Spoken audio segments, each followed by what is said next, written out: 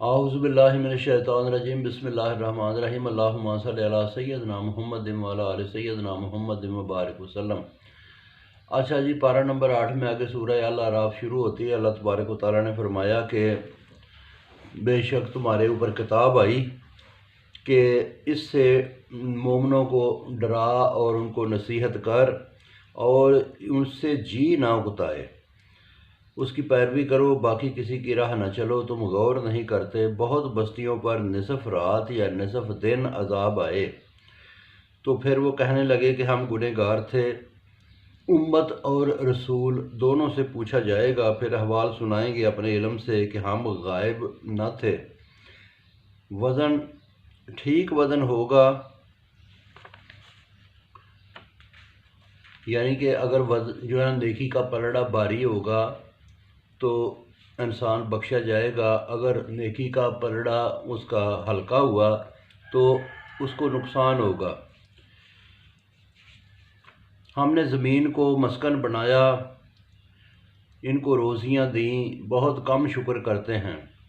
آدم کو پیدا کر کے فرشتوں کو سجدے کا حکم دیا، ابلیس نے ساتھ نہ دیا۔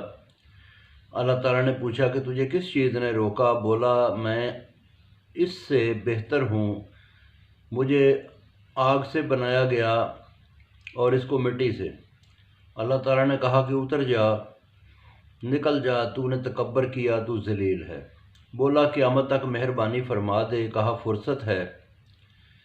بولا مجھے بدراہ کیا تو میں ابھی دیکھیں ان کو بھی صراط مستقیم سے ہٹاؤں گا، چاروں طرف سے آؤں گا، اکثر ان میں سے شکر گزار نہ رہنے دوں گا۔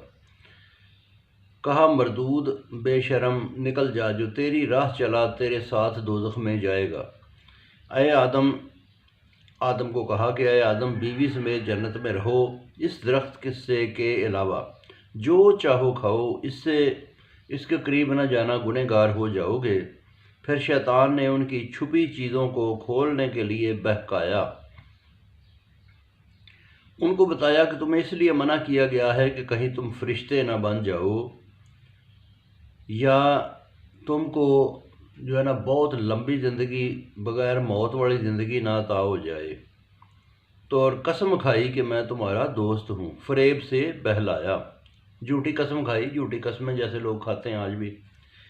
جب انہوں نے پھل چکھا تو ان کے عیب کھل گئے اور وہ جنت میں سے پتے توڑ توڑ کر اپنے شرم کا چھپانے لگے۔ پھر رب نے پکارا کہ منع کیا تھا، اس سے بتایا تھا کہ شیطان کھلا دشمن ہے۔ بولے یا اللہ ہم نے جان پر ظلم کیا، اگر تو نے رحمت سے معاف نہ کیا تو بہت نقصان ہو جائے گا۔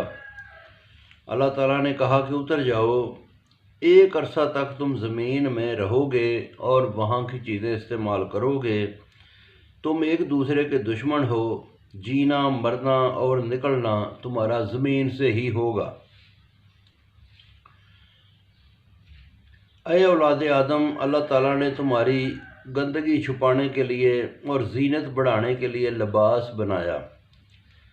بے شک پرہیزگاری کا لباس سب سے بہتر ہے۔ یہ قدرتیں ہیں بیان کرنے کے لیے اور غور کرنے کے لیے۔ اے اولاد آدم، دیکھنا شیطان تمہارے ماں باپ کی طرح، جس طرح اس نے جنت میں ان کے کپڑے اتروائے تھے، تمہارے بھی کپڑے نہ اتروا دے اور عیب اور برائی نہ دکھائے۔ وہ دیکھتا ہے تم نہیں دیکھ سکتے، اس کو جو ایمان نہ لائیں وہ شیطانوں کے رفیق بن جائیں گے۔ اپنے غلط کاموں کو باپ دادوں کی راہ اور حکم خدا بتاتے ہیں، کہو اللہ بے حیائی یا اور غلط باتوں کا حکم نہیں دیتا، جس کا علم نہیں وہ کیوں کہتے ہو؟ کہو خدا نے انصاف کا حکم دیا ہے کہ جب نماز کا وقت ہو تو قبلہ کی طرف منہ کرو اور خالصتاً اسی کو پکارو۔ اسی طرح دوبارہ زندگی ہے۔ ایک فرقے کو راہ دی، دوسرے فرقے دلالت پر ہیں شیطان کی دوستی کی وجہ سے، اور سمجھتے ہیں ہم ہدایت پر ہیں۔ اے اولاد آدم، ہر مسجد میں نماز کے وقت پر زینت آؤ، یعنی کہ اچھے کپڑے پہن کے آؤ، صاف ستھرا کر کے اپنے آپ کو اچھا لباس پہن کے آؤ، کھاؤ پیو فضول خرچی نہ کرو کہ فضول خرچی خدا کو پسند نہیں۔ بہت شکریہ، باقی پھر سنائیں گے۔